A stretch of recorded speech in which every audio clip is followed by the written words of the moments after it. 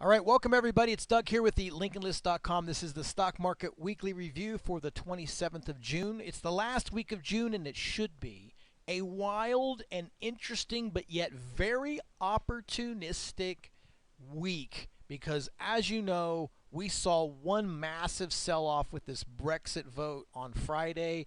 And, for some of you out there, this is going to be one of the first times that you've seen this.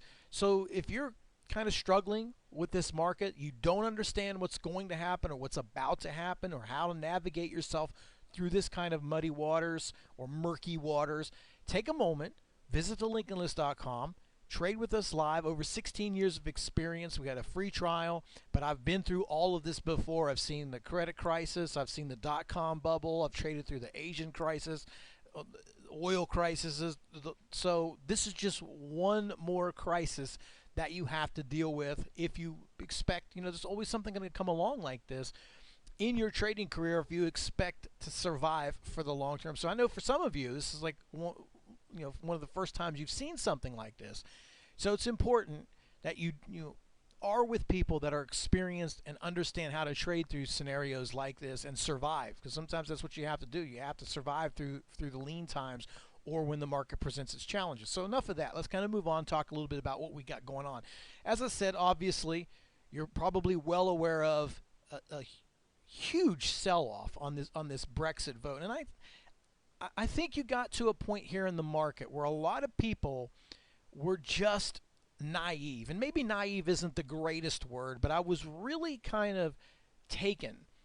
And I haven't seen maybe euphoria, I'm going to just say ballsy behavior from traders. I haven't seen the likes of that since we went back to the dot-com bubble. Now, we all know what happened there, and I'm not saying this is going to be a situation here, but one of the things that really kind of caught me off guard was everyone kind of knew this Brexit vote was important. What we really think about it doesn't make a difference. There was a lot of hype placed around this event, probably one of the biggest events that we had seen over the last couple of years.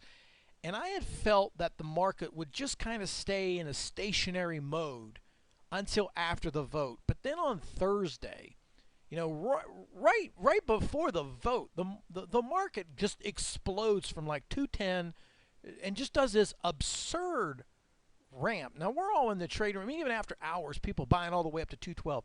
So we're in the trade room, and I'm thinking the whole time, I can't believe people are ballsy enough or so haphazard to sit here and chase some of these stocks, some junk stocks, SSYS, other kind of other stocks. Some of them were 10%, 15%.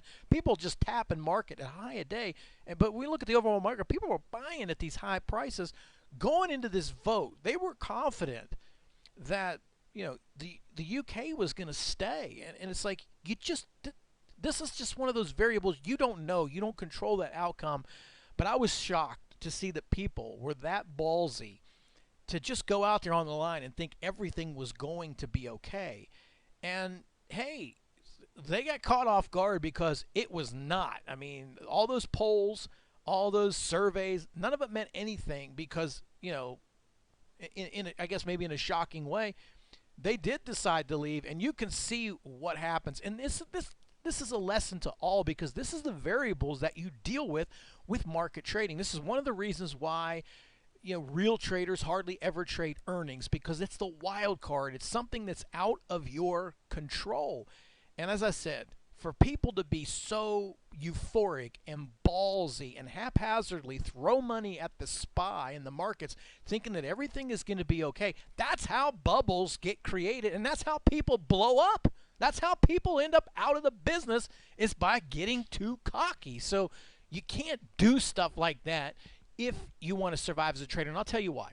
Because sometimes you can win 9 out of 10 times you make a gamble like this, but you get it wrong just once in an event like this, you're done. You are done and your account's gone. So enough of my rant. Let's talk a little bit about what we might see here this week. You're selling off a little bit after hours. I will expect some sort of bounce, but I think it's going to be a little bit different this time. I, again, would be shocked if this market is able to just snap back and stay snapped back. Like, I don't expect this to be a one-day event with the SPY. I just I don't see that. Now maybe I'm wrong, man. Maybe I'm wrong. I've been wrong before. And I could see it like, a dead bounce real quick, something like that on Monday, a sharp recovery. But to see multiple days of a recovery, back to normal, melt up like nothing ever happened, I don't think so this time, because first of all, a lot of people weren't expecting this in the first place. Now that it's a reality, you really have to digest the whole entire economic impact of what this might cost. So there's going to be a lot of people who really don't know now, because they weren't even thinking about this as a possibility. Everybody was just so focused, yeah, they're going to stay, they're going to stay. There's no way they're going to do it. It's a bad deal if they don't, but they did. So now you have to deal with that reality. So I think there's going to be a lot of indecision here, and it's going to shake down the markets a little bit. As I said, you're probably going to get a couple of bounce days here and there.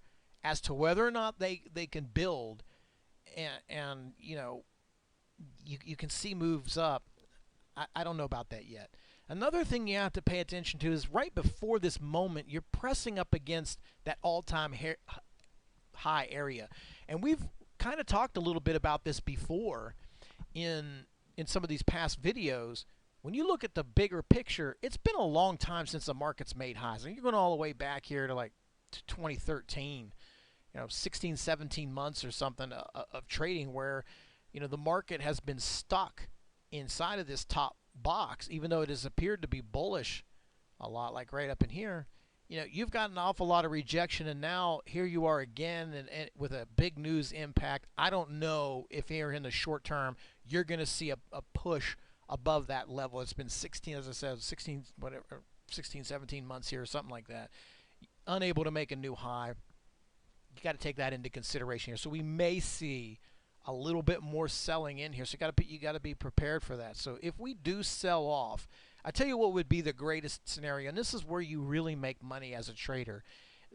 One of the things that traders often make mistakes with is they're buying and chasing prices. They're buying stocks when they're obviously in run-ups and bullish, and selling them after they've already tanked, which is really the wrong way. You make your money by thinking 2 to 3 steps ahead of everyone else.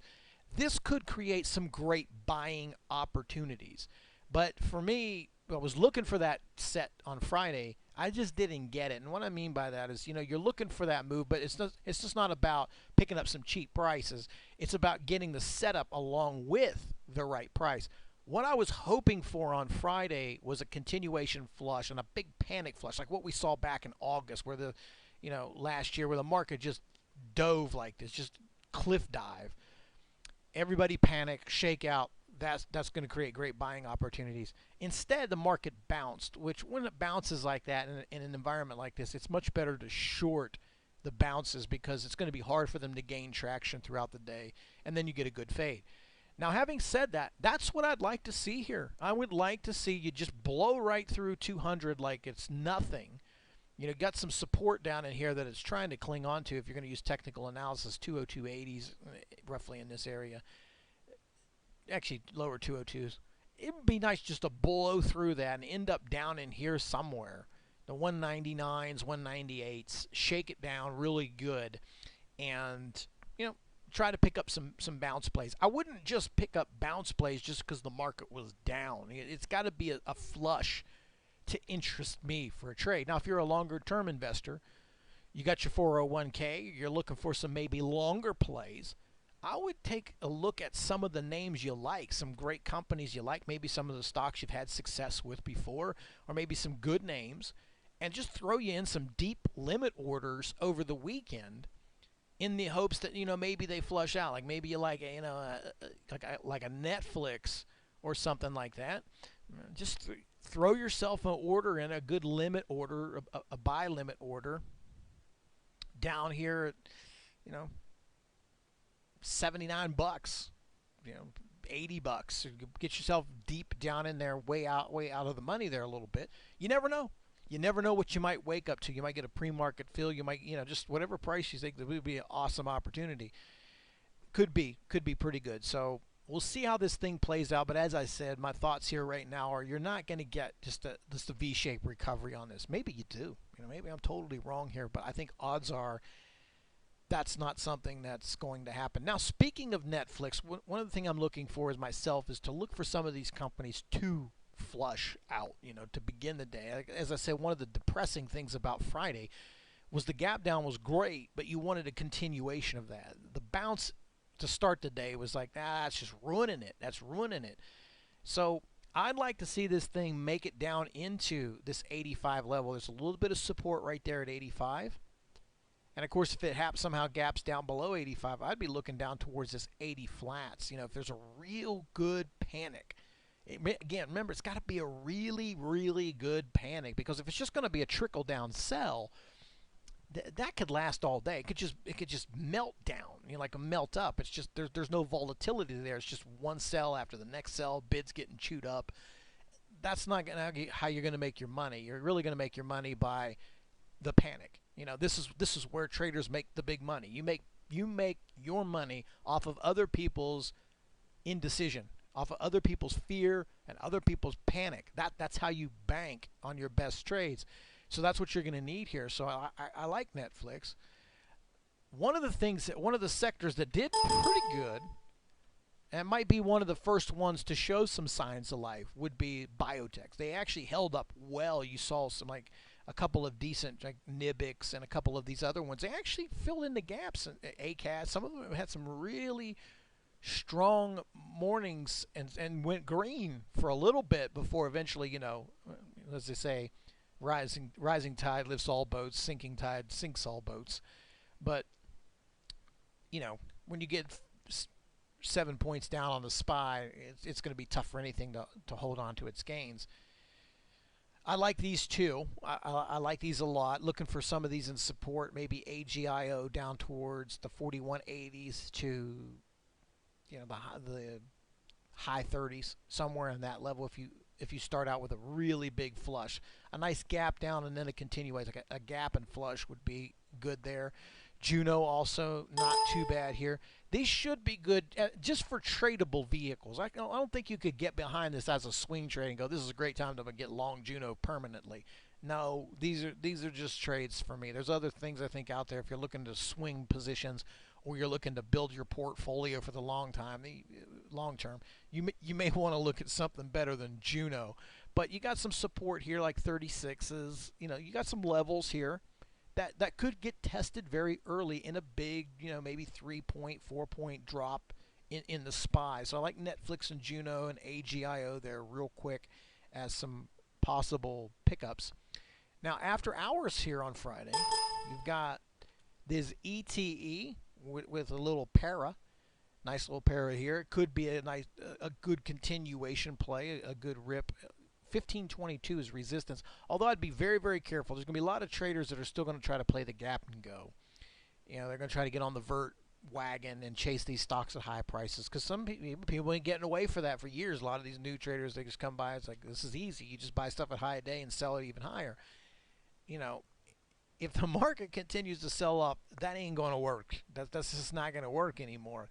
So you got to be very cautious about buying breakouts, because in a bearish market, breakout trading does not work at all. You're going to hate yourself for the rest of your life, and your account's going to disintegrate in front of your face if you continue to do that. Now, that, again, it might have worked for a long time, and you use it, it works until it doesn't work.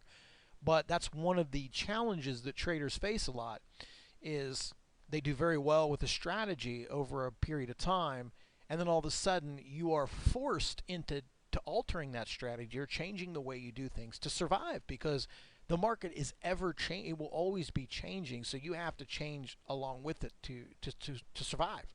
And if you stay there stubbornly trying to force a strategy into a market that's not gelling well with it, that's how people end up out of the business.